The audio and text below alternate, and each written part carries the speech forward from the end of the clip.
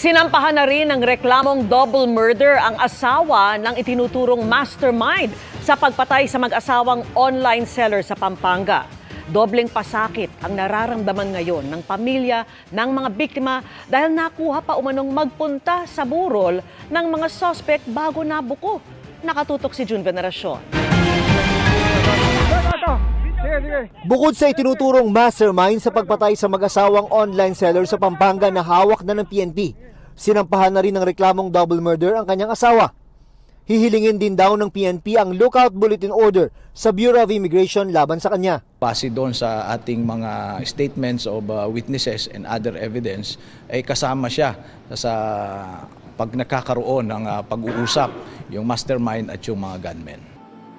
Ang pamilya ng mag-asawang Arvin at Lerma Lulu di pa rin makapaniwala sa sinapit ng kanilang kaanak at kung paanong lakas loob na pumunta sa burol ang mga sospek na tila walang nangyari.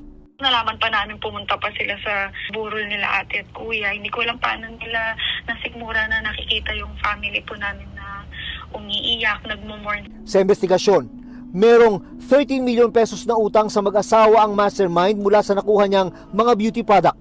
Pero para takasan umano ito, nangontrata siya ng gun for hire sa halagang 900,000 pesos. Nitong Martes, inanunsyo ng PNP ang pagkakaaresto sa 7 sa kanila, kabilang ang mastermind.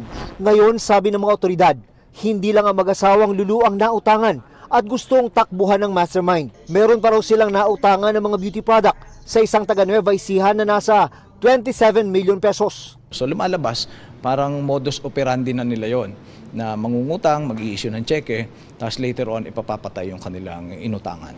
Sa pagbisita ng Interior Secretary John Vic Rimulya sa Pampanga, isa sa kanyang mga utos ay buwagin ang mga gun for hire group sa Central Luzon para na rin sa ikatatahimik ng susunod na eleksyon. Notorious ang region na to sa guns for hire. I gave them a deadline na bago matapos ang March, dapat nakuha na lahat yan. Para sa GMA Integrated News, June Veneracion, nakatutok 24 oras.